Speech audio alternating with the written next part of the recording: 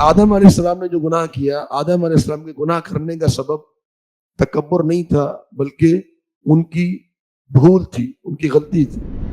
تو یہ ہمیں بھی اس کی تعلیم ہے کہ جب انسان سے کوئی گناہ ہو جائے، کوئی جرم ہو جائے، تو پھر اس کے عذر نہ تراشنا شروع کر دے کہ فلانے کی وجہ سے ہوا، فلانے کی وجہ سے ہوا۔ اور پھر اگر کسی کی وجہ سے ہوا بھی ہے تو اس کو اپنا ہدف نہ بنا لے۔ لباس جو ہے وہ ایسا نہیں ہونا چاہیے کہ جو انسان کی جو شخصیت ہے اس کو مجروح کر رہا ہو، میلا کچیلا لباس ہو اور جو ہے وہ اس میں یعنی انسان کی ایک شخصیت جو ہے وہ بدنما نظر آ رہی ہے، اس سے منع کیا نبی صلی اللہ علیہ وسلم۔ لیکن لباس کی خصوصیت دو ہونی چاہیے، ایک یہ کہ وہ یواری سوآتکم، تمہاری شرمگاہوں کو ڈھانپ لے، یہ تو لازم ہے، اور دوسرا یہ کہ ریشہ، اس میں خوبصورتی ہونی چاہیے۔ مومن ہو چاہے کافر ہو، اس نے زمین میں ہمیشہ نہیں رہنا۔ مومن زمین سے نکل کے جنت میں چلا جائے گا، کافر زمین سے نکل کے جہنم میں چلا جائے گا، اس زمین میں خالی ہو جانا ہے۔ نماز میں اور غیر نماز میں مرد اور عورت کے سطر میں فرق ہے۔ جو حلالہ کرنے والے ہیں اور کروانے والے ہیں، اگر یہ دین ہوتا میرے بھائی، اگر یہ دین ہوتا تو کوئی اس کو چھپاتا نہیں کہ کسی سے ذکر نہیں کرنا، نکاح کر رہے ہیں کسی اعلان نہیں کرنا۔ وَلَقَدْ يَسَّرْنَا الْقُرْآنَ لِلذِّكْرِ فَهَلْ مِن مُدَّكِرٍ۔ الحمد للہ رب العالمین، والصلاة والسلام علی اشرف الانبیاء والمرسلین، نبینا محمد صلی اللہ علیہ وسلم وعلی آلہ واصحابہ اجمعین، اما بعد۔ سورۃ الاعراف آیت 21 تک تفسیر ہم مکمل کر چکے ہیں۔ آیت 22 سے انشاءاللہ آج آغاز ہوگا۔ اعوذ باللہ من الشیطان الرجیم۔ فدلاہما بغرور، فدلاہما اس نے اتار لیا ان دونوں کو، بغرور دھوکے کے ساتھ۔ دلہ یدلی تدلیتاً، یہ ایک لفظ استعمال ہوتا ہے عربی میں کہ کنویں میں ڈول ڈالنا۔ تو جیسے کنویں میں انسان برتن نیچے اتارتا ہے تو اس کو کہتے ہیں کہ دلو سے ہے اصل میں۔ تو اس کا معنی یہ ہے کہ شیطان نے دھوکے کے ساتھ ان دونوں کو ان کا جو مقام اور مرتبہ تھا ان سے نیچے اتار لیا، جو اللہ رب العالمین نے ان کو جنت میں عطا کیا ہوا تھا، وہ حیثیت اور وہ مرتبہ ان کا ختم ہو گیا۔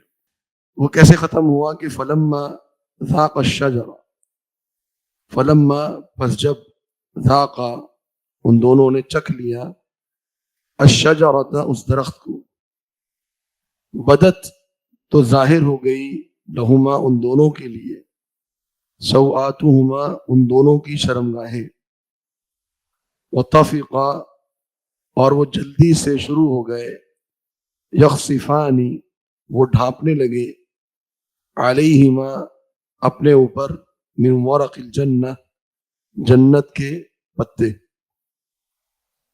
وناداہما اور آواز لگائی ان دونوں کو، ربہما ان دونوں کے رب نے، الم انہکما کیا نہیں میں نے تم دونوں کو منع کیا تھا، عن تلکما الشجرہ اس درخت سے، وَأَقُلْ لَكُمَا اور میں نے تم دونوں سے نہیں کہا تھا، ان الشیطان بے شک شیطان، لکما تم دونوں کے لیے، عدو مبین کھلا دشمن ہے۔ تو یہ ایک منظر اللہ رب العالمین نے ذکر کیا، اور بڑا ایک عجیب ایک منظر تھا۔ جنت میں آدم علیہ السلام اور حوا علیہ السلام موجود ہیں، شیطان کے وسوسے کا شکار ہو گئے ہیں، اور انہوں نے اس درخت کے پھل کو کھا لیا، اور دونوں نے کھایا۔ درخت کا پھل کھاتے ہی چونکہ اللہ تعالیٰ کی نافرمانی کی تھی، تو جو جنت کا لباس اللہ تعالیٰ نے دیا تھا وہ اللہ کی نعمت تھی، اور جنت کی نعمت جو ہے وہ نافرمان کو نہیں مل سکتی۔ جنت کی نعمت اللہ کے نافرمان کو نہیں مل سکتی، صرف اس صورت میں مل سکتی ہے کہ وہ اللہ تعالیٰ سے توبہ کر لے اور اللہ تعالیٰ اس کو معاف کر دے۔ تو نافرمانی کی حالت میں جنت کی نعمتیں باقی نہیں رہ سکتی، تو وہ فوراً وہ لباس ایک دم سے ان کے جو بدن تھے وہ بے لباس ہو گئے، اور ان کو کچھ سجھائی نہیں دیا سوائے اس کے کہ فوراً جو جنت کے پتے ہیں وہ توڑ کر اپنی شرمگاہوں کو چھپائے۔ تو یہ ایک فطرتی ان کے اندر انسان میں اللہ رب العالمین نے یہ جذبہ رکھا ہے کہ وہ بے لباس ہونا پسند نہیں کرتا، اور جیسے ہی ان کا لباس اترا تو انہیں اور کسی چیز کی پرواہ نہیں تھی، پہلا خیال ان کے ذہن میں یہ آیا فوراً کہ ہم نے اپنے جسم کو چھپانا ہے، اور جسم چھپانے کے لیے جو میسر تھا ان کے پاس وہ جنت کے جو درخت تھے ان کے پتے تھے۔ تو یخصفانی کا معنی ہے چپکانا، یعنی وہ چپکانے لگے اپنے اوپر کہ ہمارا جسم جو ہے وہ ڈھک جائے، اور اسی کیفیت میں پھر اللہ رب العالمین نے ان سے یہ کلام فرمایا۔ تو اللہ رب العالمین نے آواز لگائی دونوں کو، ناداہما، آواز لگانا، اس کا مطلب یہی کہ اللہ رب العالمین کی آواز ہے، اللہ رب العالمین کا کلام جو ہے وہ آواز کے ساتھ ہے، ندا کہتے ہیں آواز کو جو بلند آواز ہو۔ تو فرمایا کہ اللہ رب العالمین نے ان دونوں سے بلند آواز سے یہ بات فرمائی کہ میں نے تمہیں اس درخت سے بھی منع کیا تھا، اور میں نے تمہیں یہ کہا تھا کہ شیطان تمہارا کھلا دشمن ہے، دونوں باتیں میں نے تمہیں بتا دی تھی۔ اب تم نے وہی کام کیا کہ شیطان کو اپنا دوست سمجھ لیا، اپنا خیر خواہ سمجھ لیا، اور تم نے اس درخت سے جس سے اللہ نے منع کیا تھا وہ تم نے کھا لیا۔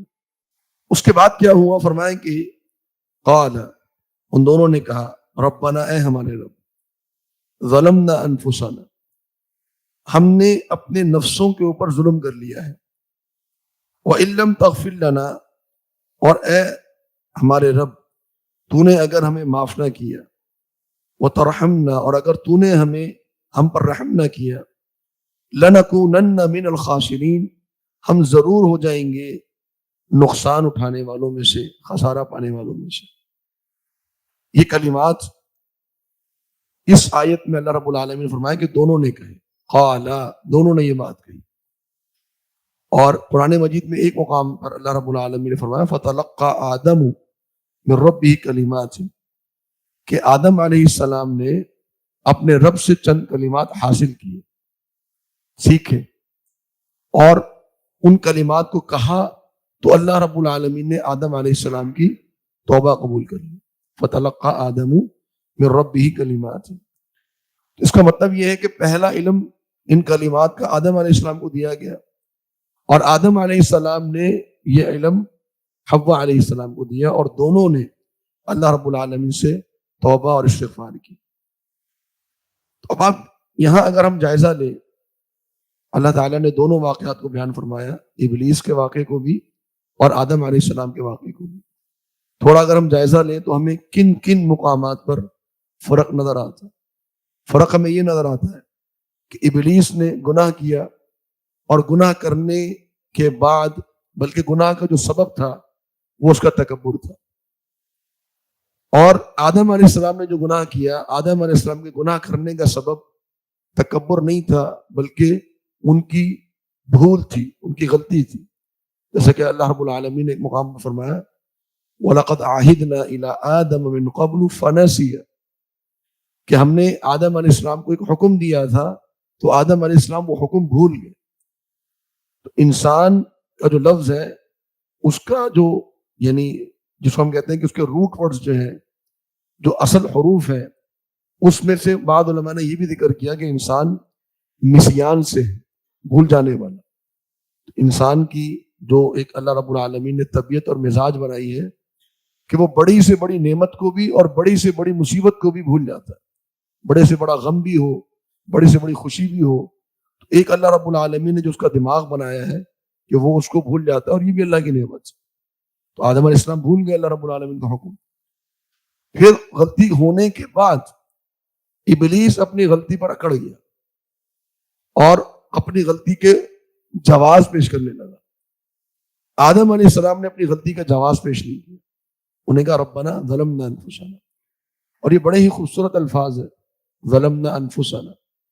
یہاں آپ دیکھیے تیسرا فرق جو ہمیں معلوم ہوتا ہے، جو اللہ رب العالمین نے ہمیں سکھایا، وہ یہ ہے کہ ابلیس نے اس گمراہی کی نسبت اللہ تعالیٰ کی طرف کی کہ اللہ تو نے مجھے گمراہ کیا، بما اغویتنی، میں آیت میں پڑھا، اس نے کہا کہ یا اللہ تو نے مجھے گمراہ کیا.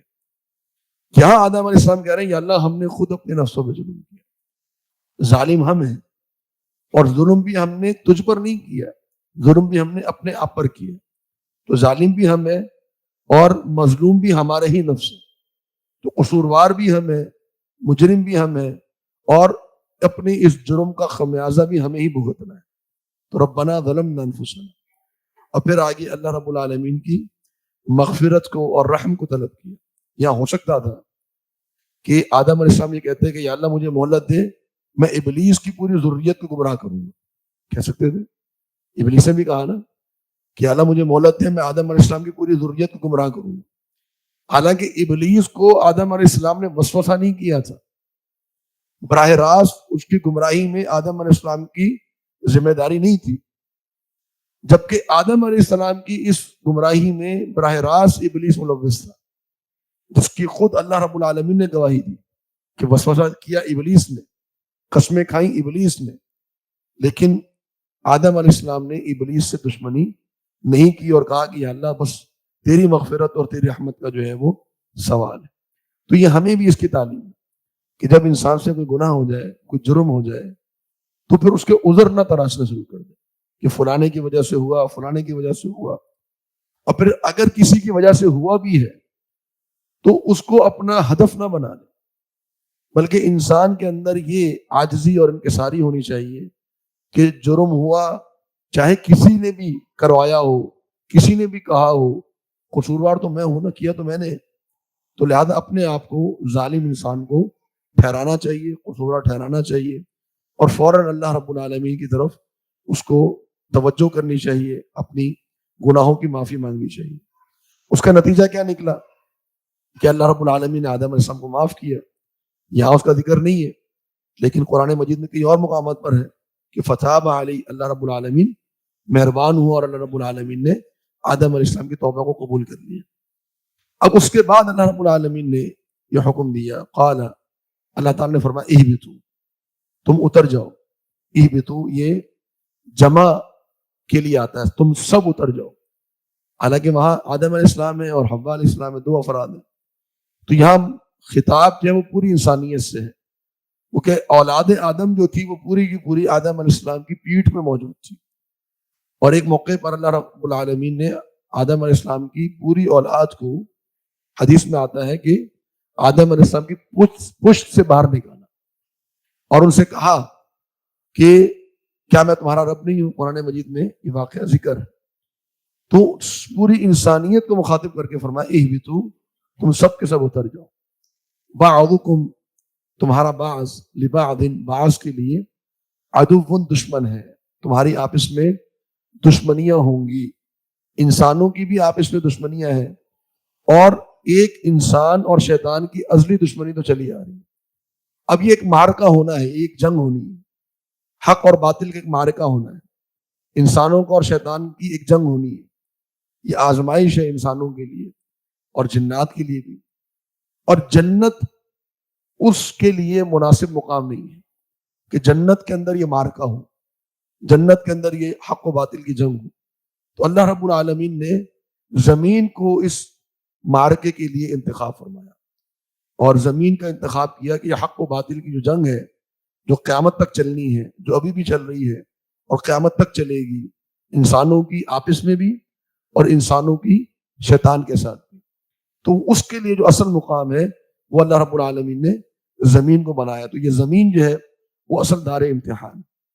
اور پھر آگے فرمایا کہ وَلَكُمْ فِي الْأَرْضِ، اور تمہارے لیے زمین میں مستقر، ٹھکانہ بھی ہے، وَمَتَاعٌ، اور فائدہ بھی ہے، إِلَى حِينٍ، ایک وقت مقررہ تک. تم اب زمین میں رہو گے ایک مخصوص وقت تک. چاہے مومن ہو چاہے کافر ہو، اس نے زمین میں ہمیشہ نہیں رہنا.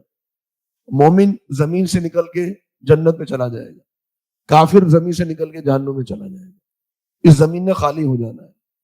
تو ایک وقت تک یہ زمین میرے اور آپ کا ٹھکانہ ہے، انسانوں کا ٹھکانہ ہے، اور جب تک ہم اس زمین پہ موجود ہیں اور قیامت تک کے لیے جو نسل انسانی آنی ہے، اللہ رب العالمین نے اس کے لیے اس زمین میں گنجائش رکھی ہوئی ہے. یہ زمین انسانوں کے لیے ناکافی نہیں پڑے گی.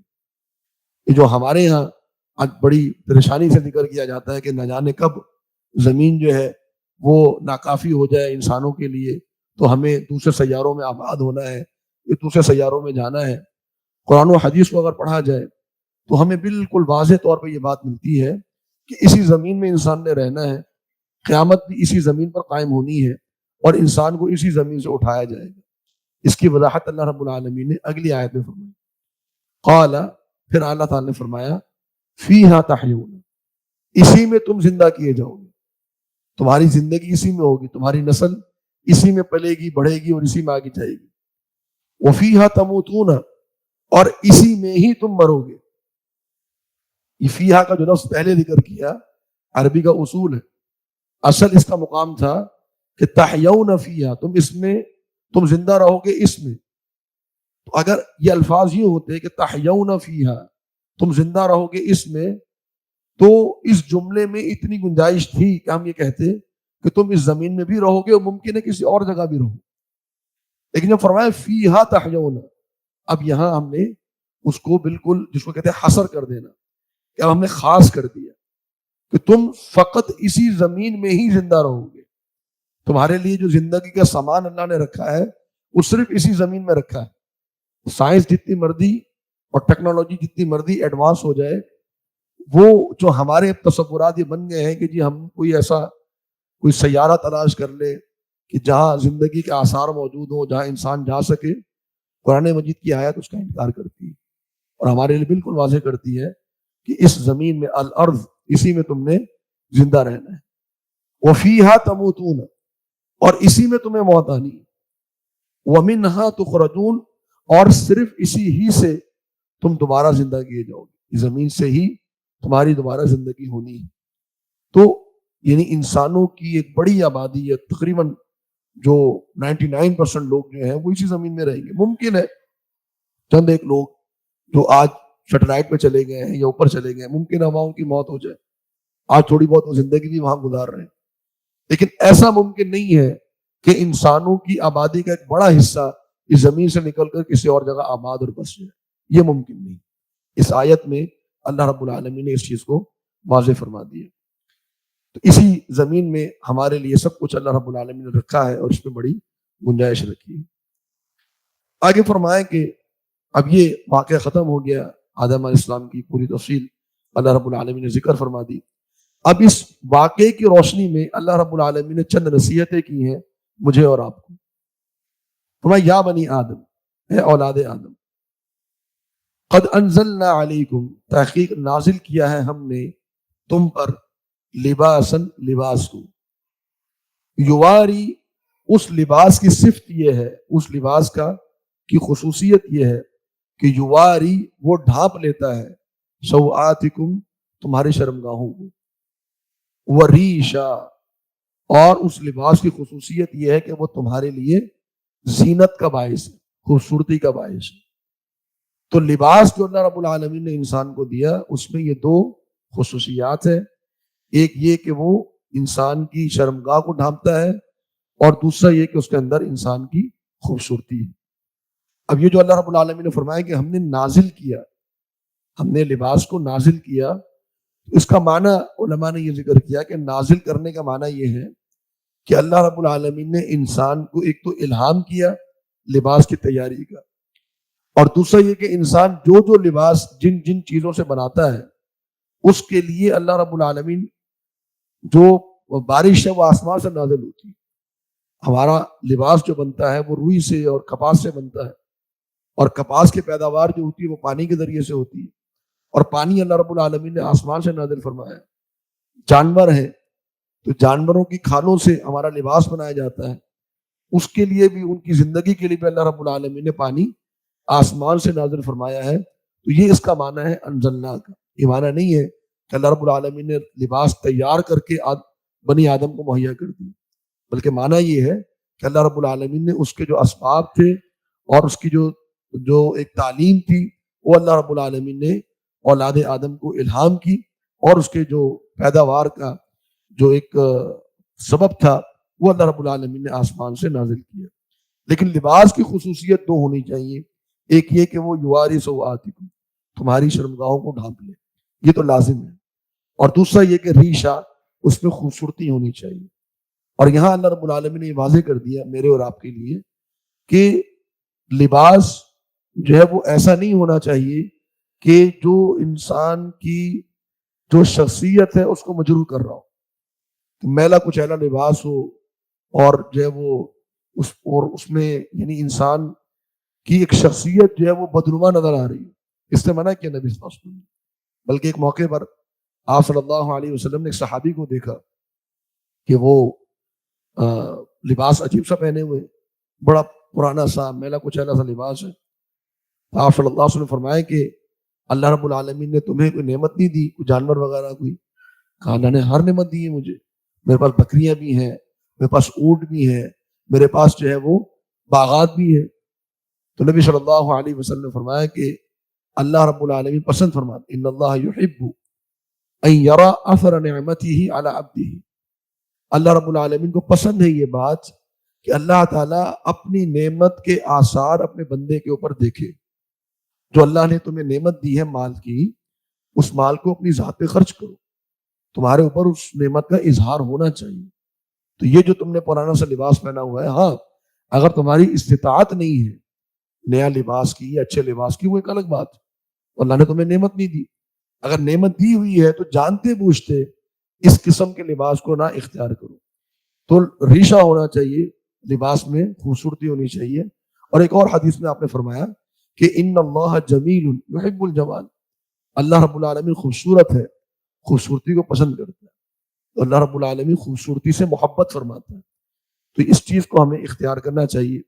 آگے فرمایا کہ وہ لباس التقوی، تقوی کا جو لباس ہے، ذالک خیر، یہ سب سے بہترین ہے۔ لباس التقوی، تقوی کا لباس کا معنی یعنی ایسا لباس جو انسان کی دینداری کو ظاہر کرتا ہو، جو انسان کے تقوی کا اظہار کرتا ہو۔ اب یہ لباس کیا ہو سکتا ہے کہ جس میں جو ہے وہ حیا موجود ہو، اور اسی طریقے سے اس میں ستر ڈھکا ہوا ہو انسان کا، اور اس میں ایک دینداری کا، تو دینداری کا اظہار مختلف طریقوں سے ہو سکتا ہے، جیسے ہم ٹوپی پہنتے ہیں یا ہم جو ہے وہ ایک لباس شرعی طور پہ اپناتے ہیں، یہ سارے لباس تقوی کے اندر آتے ہیں۔ تو نبی اللہ رب العالمین فرمائیں کہ جو لباس تقوی ہے وہ بہترین ہے۔ اور ایک معنی لباس تقوی کا یہ کیا گیا کہ ایسا لباس کہ جس میں شہرت نہ ہو۔ بعض لوگ لباس اختیار کرتے ہیں شہرت کے لیے، تو لباس شہرت سے نبی صلی اللہ علیہ وسلم نے منع فرمایا، بلکہ آپ نے فرمایا کہ جس شخص نے شہرت والا لباس پہنا، یعنی ایسا لباس اختیار کیا جس سے وہ مشہور ہو جائے۔ مثال کے طور پہ کسی نے اپنے لباس کے اوپر جو ہے وہ سونے کی کڑھائیاں کروا لی، یا ایک ایسا لباس پہن لیا کہ جو پورے زمانے سے ہٹ کر ایک الگ ہی لباس ہے اس کا۔ اگر اس نے ایسا لباس اختیار کیا تو اللہ رب العالمین قیامت والے دن اس کو ذلت کا لباس پہنائے گا۔ تو لباس شہرت سے منع کیا ہے کہ دونوں معنی اس کے اندر آ سکتے ہیں کہ ہمیں ستر والا لباس پہننا چاہیے جس کے اندر حیا ظاہر ہو رہی ہے۔ آگے فرمائیں کہ ذالک من آیات اللہ، یہ اللہ رب العالمین کی آیات ہے، لعلہم یذکرون، یہ اس لیے نازل کی گئی ہیں تاکہ تم ان کو پڑھ کے نصیحت حاصل کر سکو۔ دوسری نصیحت اللہ رب العالمین نے فرمائی، میں یا بنی آدم، اے اولاد آدم، لا یفتننکم الشیطان، ہرگز بھی فتنے میں نہ ڈال دے تمہیں شیطان، کما اخرج ابویکم من الجنہ، جس طرح اس نے تمہارے دونوں والدین کو نکالا جنت سے، ینزع عنہما، وہ شیطان اتار رہا تھا ان دونوں سے، لباسہما، ان دونوں کا لباس، یعنی لباس اتارنے میں شیطان آگے آگے تھا، کیوں؟ لیریہما، تاکہ دکھا دے ان دونوں کو، سوآتہما، ان کی شرمگاہیں۔ یہ شیطان کا روز اول سے مشن ہے کہ بنی آدم، اولاد آدم کی شرمگاہیں کھل جائیں، وہ بے لباس ہو جائیں اور بے حیا ہو جائیں۔ تو اللہ رب العالمین نے یہاں پر شیطان کے دو مشن ذکر کیے۔ ایک شیطان کا مشن یہ ہے کہ وہ تمہیں جنت سے نکال دے، جس طرح اس نے تمہارے والدین کو جنت سے نکالا. اب ہم جنت میں تو نہیں گئے کہ وہاں سے وہ نکلوائے, ہم نے جنت میں جانا ہے انشاءاللہ. تو یہ شیطان اس جنت میں جانے میں رکاوٹ ہے. تو تمہیں کہیں کفر میں, شرک میں, اللہ کی نافرمانی میں مبتلا کر کے جنت سے نہ نکال دے. اور دوسرا اس کا مشن یہ ہے کہ تمہارا لباس اتروا دے, تمہیں بے حیا بنا دے. اور اس نے کر دیا. ہمارے معاشرے کے اندر بے حیائی اور جو ہے وہ فیشن کے نام پر عروج پا رہی ہے, اور بالکل شریعت سے متصادم لباس اختیار ہوتے ہیں. یعنی بڑی حیرانی ہوتی ہے لوگوں کی ذہنیت کے اوپر. بالکل ایک شریعت کی ضد ہم نے بنا لی. اللہ رب العالمین نے حکم دیا عورت کو کہ اس کے پاؤں بھی ڈھکے ہونے چاہیے, تو عورت کا لباس ایسا بنا دیا گیا کہ اس کی پنڈلیاں بھی نمایاں ہوں. اور مرد کے لیے حکم یہ ہے کہ مرد کی پنڈلی نظر آنی چاہیے, مرد کی پنڈلی نظر آنی چاہیے, اس کے جو ہے وہ ٹخنے کم از کم کھلے ہونے چاہیے. اب ہمارے یہاں لباس مرد کا جو ٹخنوں سے اوپر ہو وہ مایو بن گیا. یعنی بالکل شریعت کے متصادم ہم نے چلنا ہے. چلے اگر بنانا ہی تھا فیشن تو عورت کا فیشن ایسا بنا لیتے. اب مرد کا پینٹ اگر اس کی ہے اور کسی وہ آفس میں ہے, کسی یونیورسٹی میں ہے, یا کسی بھی جگہ پر ہے, اگر اس کی پینٹ ٹخنوں سے اوپر ہے لوگ عجیب نظروں سے دیکھتے ہیں. اور اگر عورت کا لباس اس کے ٹخنوں سے نیچے ہے اس کو لوگ عجیب نظروں سے دیکھتے ہیں. تو ایک ایسی جو ہے وہ مائنڈ سیٹ بنا دیا گیا, ذہنیت بنا دی گئی. اور یہ بنانے والا کون ہے؟ شیطان. اسے وسوسہ ڈال کے ایک چیز کو جو ہے وہ خوبصورت کر دیا, اور آہستہ آہستہ پھر وہ لباس کو اترواتا چلا جا رہا ہے. اور جتنا زیادہ انسان کا لباس اترتا ہے اتنا زیادہ وہ جانوروں کی طرح بن جاتا ہے, کیونکہ جانور لباس نہیں پہنتے. انسان اور جانور میں جو فرق ہے وہ لباس کا فرق ہے. تو جتنا زیادہ انسان میں لباس کی کمی ہوتی ہے اتنا زیادہ وہ جانوروں کے قریب ہو جاتا ہے. اسی لیے اللہ رب العالمین فرمایا اولئک کالانعام, کہ یہ جانوروں کی مانند ہے. ان کا کھانا, ان کا پینا, ان کے لباس, وہ سب عادتیں ان کی جانوروں کی مانند. تو شیطان کا جو روز اول سے حملہ ہے وہ انسان کی حیا کے اوپر ہے, اور انسان کو حیا باختہ کرنا, اس کے اوپر حیا بنا دینا, یہ اس کا مشن ہے. اور پھر فرمایا کہ انہو یراکم, بے شک وہ شیطان, یراکم تمہیں دیکھتا ہے, ہوا وہ شیطان بھی, وقبیلہ اور اس کا قبیلہ بھی, من حیث ایسی جگہ سے, لا ترونہم کہ تم انہیں نہیں دیکھ سکتے. ایک دشمن ہے ہمارا, اور اس کی اسٹرینتھ یہ ہے, اس کی قوت اور اس کی صلاحیت یہ ہے کہ ہم اس کو دیکھ نہیں پا رہے. اندیکھا دشمن ہے. تو ایک دشمن جو سامنے نظر آ رہا ہو نا وہ خطرناک ہو سکتا ہے, لیکن اس سے زیادہ خطرناک وہ ہے کہ جس دشمن کو ہم دیکھ نہیں پا رہے. اللہ رب العالمین نے یہاں پر شیطان کی خطرناکی کو بیان کیا کہ دیکھو اللہ رب العالمین نے شیطان کو یہ صلاحیت بھی اللہ نے دی. ایک بڑی آزمائش ہے انسان کے لیے. آس پاس اب ہمارے کتنے شیطان موجود ہوں گے یہاں پر, ہم نہیں دیکھ پاتے ہوں گے. تو یہ اللہ رب العالمین نے ہمیں ان کو دیکھنے سے محروم کر دیا. لیکن اللہ رب العالمین نے شیطان کو یہ طاقت دی ہے کہ وہ انسانوں کو دیکھ بھی سکتا ہے, انسانوں کو وسوسہ بھی کر سکتا ہے. حتیٰ کہ اتنی طاقت دے دی کہ وہ انسان کے خون میں, انسان کی رگوں میں خون کی طرح دوڑتا ہے. ان شیطان یجری من ابن آدم مجری الدم, کہ شیطان جو ہے وہ انسان کی رگوں میں اس طرح دوڑتا ہے جیسے خون دوڑا. تو میرے ہاتھوں میں, میرے سینے میں, میری ٹانگوں میں, میرے دماغ میں شیطان گھوم رہا ہے, وسوسے کر رہا ہے. کبھی میرے کانوں میں آوازیں آتی ہیں وسوسوں کی, کبھی مجھے آنکھوں کو وہ وسوسہ کرتا ہے, کبھی میری زبان کو وسوسہ کرتا ہے, کبھی میرے ہاتھوں کو وسوسہ کرتا ہے, کبھی میرے پاؤں کو وسوسہ کرتا ہے. تو یہ شیطان کو اللہ رب العالمین نے صلاحیت دی, طاقت نہیں دی. وہ مجھے مجبور نہیں کر سکتا, میرے ہاتھوں کو وہ اپنی مرضی سے چلا نہیں سکتا, لیکن وہ وسوسہ کرے گا, مجھے رغبت دلائے گا اس کام کی. تو یہ خطرناک جو ہے وہ طاقتور اللہ رب العالمین نے میرا اور آپ کو دشمن بنایا. اور آگے فرمایا کہ انا جعلنا الشیاطین, بے شک ہم نے بنایا شیطانوں کو, اولیاء دوست, للذین ان لوگوں کا, لا یؤمنون جو ایمان نہیں لاتے. دوست کا معنی یہ نہیں ہے کہ شیطان جو ہے وہ کافروں کے ساتھ جو ہے وہ بڑی محبت کرتے ہیں, یا شیطان جو ہے وہ کافروں کی بھلائی چاہتے ہیں. نہیں, کافر تو ان کو بنایا ہی شیطان نے وسوسے کر کے. تو دوست کا معنی یہ ہے کہ شیطان ان کے اوپر غالب آ جاتا ہے اور وہ کام کر رہے ہوتے ہیں جو شیطان ان کو کہتا ہے.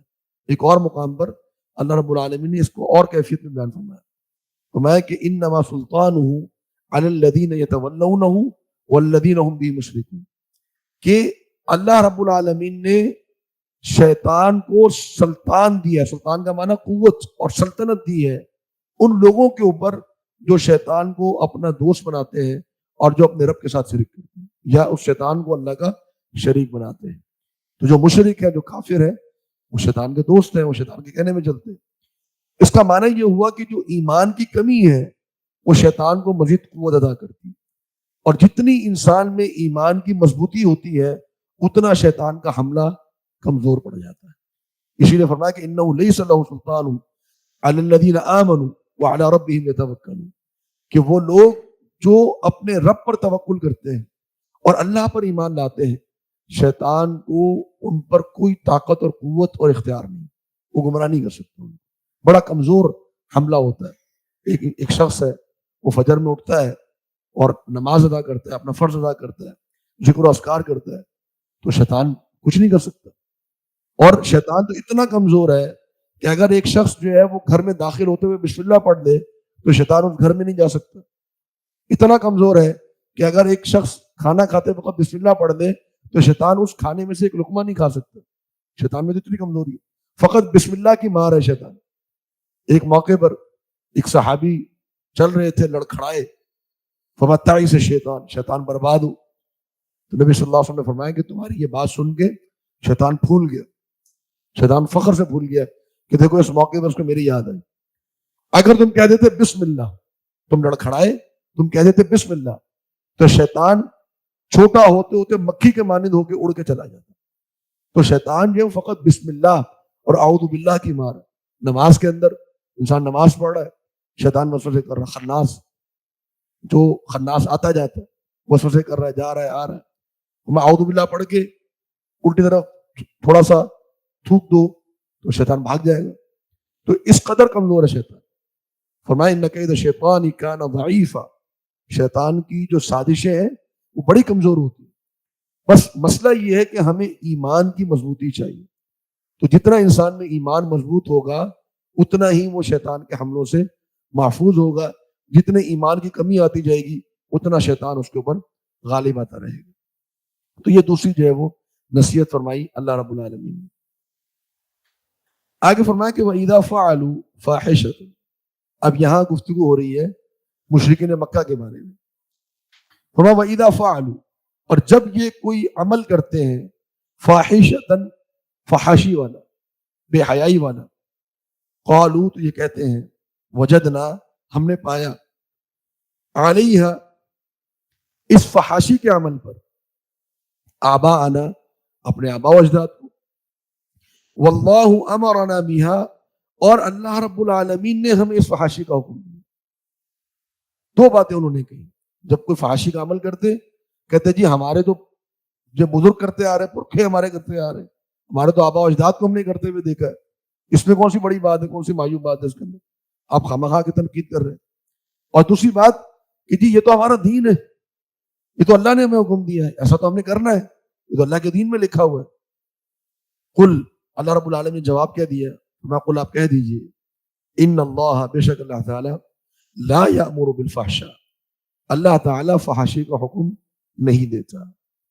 آباء و اجداد کو دیکھا ہوگا تم نے، اس کا اللہ نے جواب نہیں دیا. آباء و اجداد کو دیکھا ہوگا تم نے، آباء و اجداد کو دیکھ لینا کوئی دلیل نہیں ہے.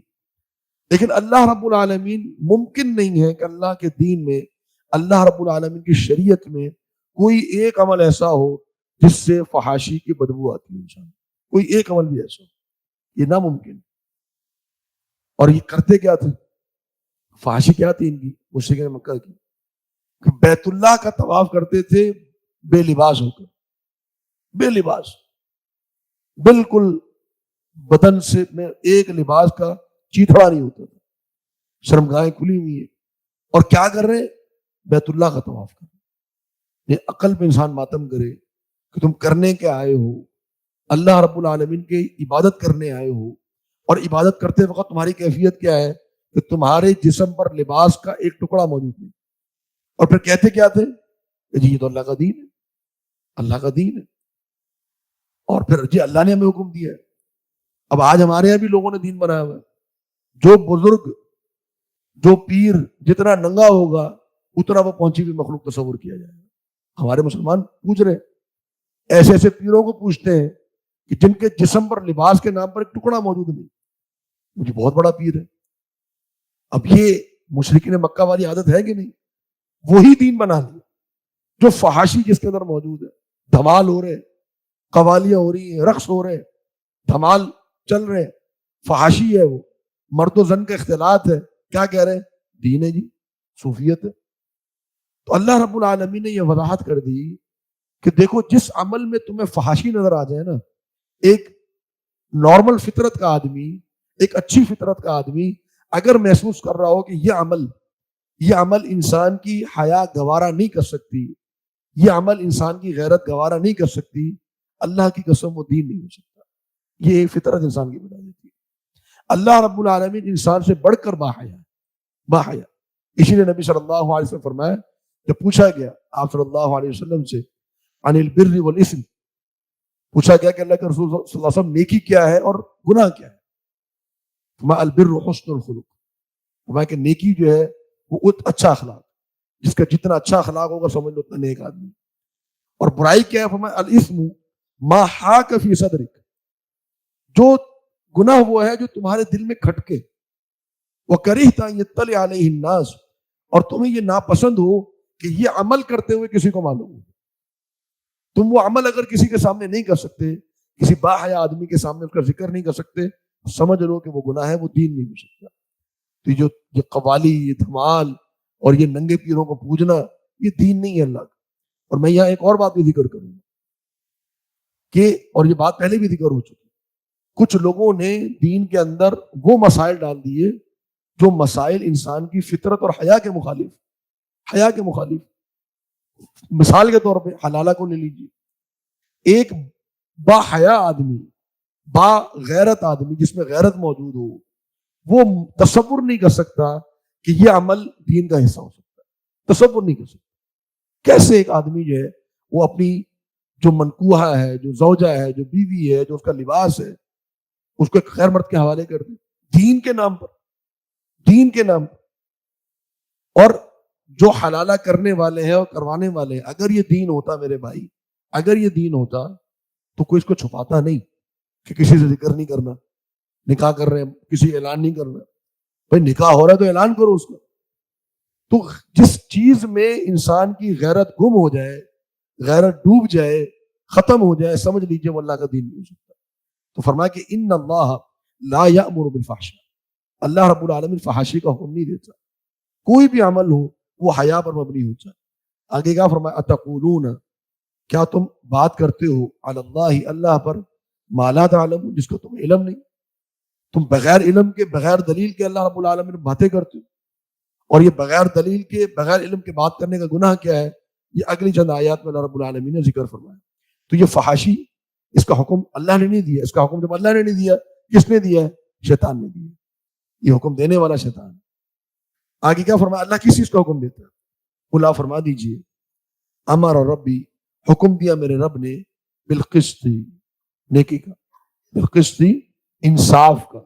کس کہتے ہیں؟ انصاف کرنے کو، یعنی ہر معاملے میں انصاف کرنا، کہ جس کے اندر حیا موجود ہو، جس کے اندر عدل موجود ہو، جس کے اندر کسی کے ساتھ ظلم نہ کیا جائے۔ وَأَقِيمُوا وُجُوهَكُمْ عِنْدَ كُلِّ مسجد، یہ دوسرا حکم۔ پہلا حکم اللہ رب العالمین نے ہر معاملے میں انصاف کا حکم دیا، اللہ تعالیٰ نا انصافی کا حکم نہیں دیتا۔ دوسرا حکم وَأَقِيمُوا، اور تم قائم کرو، وجوہکم، اپنے چہروں کو، عند کل مسجد، ہر مسجد کے وقت، عند کل مسجد۔ مسجد جو ہے یہ عربی گرامر میں جب آپ پڑھیں گے تو مسجد کا جو لفظ ہے اس کو کہتے ہیں ظرف، یعنی یا تو یہ کسی جگہ کا نام ہوتا ہے یا کسی وقت کا نام ہوتا ہے۔ تو مسجد کا معنی یعنی نماز کے وقت، یعنی سجدے کے وقت، سجدے کا معنی نماز کے وقت۔ تو نماز کے وقت اپنے چہروں کو سیدھا کر لو، معنی قبلہ رخ ہو جاؤ، تمام کے تمام اپنے چہروں کو اللہ رب العالمین کی طرف کر لو. یا مسجد کا معنی کہ جہاں نماز پڑھی جاتی ہے تو جب وہاں پہنچو تو اپنے چہروں کو اللہ رب العالمین کی طرف سیدھا کر لو. یہ حکم کیوں دیا؟ کیونکہ مشرکین مکہ جو تھے وہ جب کوئی عبادت کرتے تھے تو عبادت کرتے ہوئے وہ اپنا رخ بتوں کی طرف کر لیتے. کوئی کسی بت کی طرف رخ کر کے کھڑا ہوا ہے، کوئی کسی کی طرف رخ کر کے کھڑا ہوا ہے. میں کہ اپنے چہروں کو سیدھا رکھو، جب عبادت کر رہے ہو اپنے چہروں کو قبلہ رخ رکھو. وَادْعُوهُ، اور اسی کو پکارو، اللہ کو پکارو، مخلصین لہ الدین، اپنے دین کو اللہ کے لیے خالص کرتے ہو. پورا تمہارا دین، تمہارا عمل صرف اور صرف اللہ رب العالمین کے لیے ہونا چاہیے. اس میں غیر اللہ کی کوئی نیت اس کے اندر شامل نہیں ہونی چاہیے. کما بدأکم تعودون، کما بدأکم، جس طرح اللہ رب العالمین نے تمہاری ابتدا کی، جس طرح اللہ تعالیٰ نے تمہاری ابتدا کی تم دوبارہ اسی طرح لوٹو گے. جس طرح اللہ نے تمہاری ابتدا کی تم دوبارہ اسی طرح لوٹو گے. اس کا کیا معنی ہے؟ اس کے دو معنی علماء نے بیان کیے، دونوں معنی صحیح. ایک معنی اس کا یہ ہے کہ جس طرح اللہ رب العالمین نے تمہیں پیدا کیا، جس خلقت میں تمہیں پیدا کیا، تم بے لباس تھے اور مرد جو تھے ان کا ختنہ نہیں تھا اور تمہارے پیروں میں چپل نہیں تھی، تو یہی تینوں صفات قیامت والے دن ہوں گی تمام لوگوں کی، صالحین ہوں، نیک ہوں، انبیاء ہوں، کافر ہوں، منافق ہوں، جتنے بھی ہوں. قیامت کے دن جب اٹھائے جائیں گے سب کے سب لوگ، تو ان کے اندر یہ تینوں صفات پائی جائیں گی. بے لباس ہوں گے، بغیر خطرہ کے ہوں گے، بغیر جوتوں کے ہوں گے. تو یہ وہی معنی کہ جس طرح تمہیں اللہ نے بنایا اسی طرح تم لوٹو گے. دوسرا اس کا معنی یہ ہے کہ جس طرح اللہ رب العالمین نے تمہیں دنیا میں مومن اور کافر بنایا، تو قیامت کے دن بھی تمہاری یہی تقسیم ہوگی. تم میں سے بعض لوگ مومن ہوں گے، بعض لوگ کافر ہوں گے. سورہ تغابن میں اللہ رب العالمین نے اس معنی کو ذکر کیا کہ اللہ رب العالمین تمہیں پیدا کیا، فَمِنْكُمْ كَافِرٌ وَمِنْكُمْ مُؤْمِنٌ، تم میں سے بعض کافر ہیں بعض مومن. تو جس طرح آج دنیا میں تمہیں اللہ رب العالمین نے کافر اور مومن بنایا ہے، قیامت میں بھی تم اسی طرح ہوں گے. حالانکہ سب مومن ہوں گے قیامت میں. مومن کس معنی میں؟ کہ سب اللہ پر ایمان لا چکے ہوں گے، سب چیزیں ان کے سامنے واضح ہو جائیں گی. جنت بھی دیکھ لیں گے، جہنم بھی دیکھ لیں گے، اپنی دوبارہ زندگی بھی دیکھ لیں گے. تو ایک لحاظ سے تو وہ مومن ہوں گے، لیکن ان کا یہ ایمان کام نہیں ہوئے گا. دنیا کے امتحان کے مطابق ان کو کافر قرار دیا جائے گا. تو دونوں معنی اس میں درست ہیں. جیسا کہ آگے اللہ رب العالمین نے اس کی وضاحت فرمائی. دوسرے معنی کی تھوڑی تائید اگلی آیت سے ہوتی ہے. وہ فریقاً ہدا، ایک فریق کو اللہ رب العالمین نے ہدایت دی. وہ فریقاً، اور ایک فریق، ایک جماعت، حق علیہم الضلالہ، ان پر گمراہی ثابت ہو گئی، وہ گمراہ ہو گئے. ایک جماعت حق پر آ گئی اور ایک جماعت جو ہے وہ گمراہی کی طرف چلی گئی. اور جس طرح یہ جماعت ہدایت پر تھی دنیا میں، قیامت میں بھی ہدایت پر ہوگی. اور جس طرح جو جماعت گمراہی پر تھی دنیا میں، یہ قیامت میں بھی گمراہی پر ہوگی. ان کی گمراہی کا سبب کیا ہے؟ سبب آگے ذکر کیا. وَإِنَّهُمُ اتَّخَذُوا الشَّيَاطِينَ، بے شک ان لوگوں نے، اتخذوا، انہوں نے بنا لیا تھا، الشیاطین، شیطانوں کو، اولیاء، اپنا ولی، اپنا معاون، اپنا دوست، من دون اللہ، اللہ رب العالمین کو چھوڑ کر. وَيَحْسَبُونَ، اور یہ سمجھ رہے تھے، انہم مہتدون، کہ بے شک وہی لوگ ہدایت پر. شیطان ان کو گمراہ کر رہا تھا، ان کی پوری شریعت کو بگاڑ کے رکھ دیا تھا، ان کو شرک میں مبتلا کر دیا تھا، ان کو فسق و فجور میں ڈال دیا تھا، اور وہ سمجھ رہے تھے کہ ہم بالکل صحیح کام کر رہے ہیں. اس کی اگر آپ نے سب سے واضح مثال دیکھنی ہو تو آج آپ یہودیوں کو دیکھ لیں. یہودیوں کا جو اس دنیا میں ظلم برپا ہے، وہ اپنے آپ کو اس پر ہدایت میں سمجھتے. وہ سمجھتے کہ ہم حق بجا نہیں، ہم وہ کر رہے ہیں جو ہماری کتاب میں لکھا ہے، اس کتاب میں جو اللہ نے نازل کی. وہ کیا سمجھ رہے ہیں؟ ہم ہدایت پر. ہم لوگوں کو قتل کر رہے ہیں، لوگوں کو مار رہے ہیں، ان کے مال ہڑپ کر رہے ہیں، غصب کر رہے ہیں، لیکن اس کے باوجود بھی ہم کیا ہیں؟ ہم ہدایت پر ہیں. اور یہی معاملہ ہر شخص کا، خاص طور پہ ایسے افراد جو بدعات میں مبتلا ہوتے ہیں، جو شرک میں مبتلا ہوتے ہیں، وہ سمجھتے ہیں ہم ہدایت پر ہیں، حالانکہ شیطان نے ان کو گمراہ کیا ہوتا ہے. تو یہ بڑی سخت سزا ہے ایک انسان کی کہ وہ شیطان کے کہنے پر چل رہا ہو اور وہ یہ سمجھ رہا ہو کہ میں اللہ رب العالمین کے کہنے پر چل رہا ہوں. اس سے بڑا اور کیا گمراہی انسان کے لیے ہو سکتی ہے. اب آخری آیت اللہ رب العالمین نے سکوت کی، وہ بڑی اہم ہے. وہ یا بنی آدم، اے اولاد آدم، خذوا زینتکم عند کل مسجد، تم اختیار کرو اپنی زینت کو عند کل مسجد، ہر مسجد کے وقت سے. خذوا زینتکم، اپنی زینت کو اختیار کرو عند کل مسجد، ہر مسجد کے وقت سے. وکلوا، اور تم کھاؤ، واشربوا، اور تم پیو، ولا تسرفوا، اور اسراف نہ کرو، انہ لا یحب المسرفین، بے شک اللہ تعالیٰ اسراف کرنے والوں کو، فضول خرچی کرنے والوں کو اللہ رب العالمین محبت نہیں فرماتا ہے. تو دو حکم اللہ رب العالمین نے دیے. ایک حکم کیا دیا؟ خذوا زینتکم عند کل مسجد. اب مسجد کا وہی معنی ہے، نماز کے وقت یا نماز کی جگہ پر، دونوں معنی کہ نماز کے وقت ہو یا نماز کی جگہ پر ہو، اپنی زینت کو، اپنی خوبصورتی کو اختیار کرو. اس کا معنی علماء نے یہ ذکر کیا کہ جب اللہ رب العالمین کی عبادت انسان کر رہا ہو تو اس میں بہترین سے بہترین لباس کو اختیار کرے. خاص طور پہ جب مسجد میں آ رہا ہے تو مسجد میں آتے ہوئے وہ اپنے اس لباس کو اختیار کرے جو بہترین ہے. جیسے کہ انسان کسی معزز شخص سے ملنے جا رہا ہو تو اس کے پاس جاتے ہوئے جو وہ اہتمام کرتا ہے تو ویسا اہتمام اس کو اللہ رب العالمین کی ملاقات کے لیے کرنا چاہیے. اور اس کو ایسا لباس پہننا چاہیے جو ساتر ہو، جس میں اس کا ستر چھپا ہوا ہو. اور نماز میں اور غیر نماز میں مرد اور عورت کے ستر میں فرق ہے. ستر دو طرح کے ہوتے ہیں. ایک ستر ہے جو ایک مرد کا غیر نماز میں، تو غیر نماز میں مرد کا ستر کیا ہے؟ مرد کا ستر جو ہے وہ ناف سے لے کے گھٹنے تک، یہ مرد کا ستر ہے. یہ مرد کا ستر مردوں کے اندر، مرد کا ستر مردوں کے اندر کیا ہے؟ ناف سے لے کے گھٹنے تک، یہ مرد کا ستر ہے مردوں کے اندر. اور مرد کا ستر عورتوں میں جو ہے وہ کیا ہے؟ وہ ہے اس کے سینے سے لے کے اس کے گھٹنوں تک. یہ اس کا ستر ہے مرد کا عورت میں. جب وہ باہر نکلتا ہے جہاں اور دیگر خواتین موجود ہوں، اس کا ستر کیا ہے کہ اس کا سینہ بھی ڈھکا ہونا چاہیے. بعد احادیث میں اس کی وضاحت موجود ہے. لیکن مرد کا ستر نماز میں کیا ہے؟ مرد کا ستر ہے نماز میں کہ اس کے کندھے سے لے کے اس کے گھٹنے ڈھکے ہونے چاہیے. نبی صلی اللہ علیہ وسلم کا فرمان ہے اس شخص کی نماز نہیں ہوتی جس کے کندھے پر لباس موجود نہ ہو، جس کے کندھے پر لباس موجود نہ ہو. تو لباس انسان ایسا اختیار کرے جو اوپر سے لے کر نیچے تک اس کا جو ہے وہ ساتر ہونا چاہیے، اور بہترین سے بہترین لباس انسان کو اختیار کرنا چاہیے. اور اسی طریقے سے عورت کا ستر ہے. ایک عورت کا ستر ہے عورتوں میں. وہ عورت کا ستر کیا ہے کہ وہ عورت مکمل عورت ہے، پردہ ہے، کندھے سے لے کر پاؤں تک. بعد علماء نے ذکر کیا کندھے سے لے کے گھٹنوں تک عورت کا ستر ہے عورتوں کے اندر.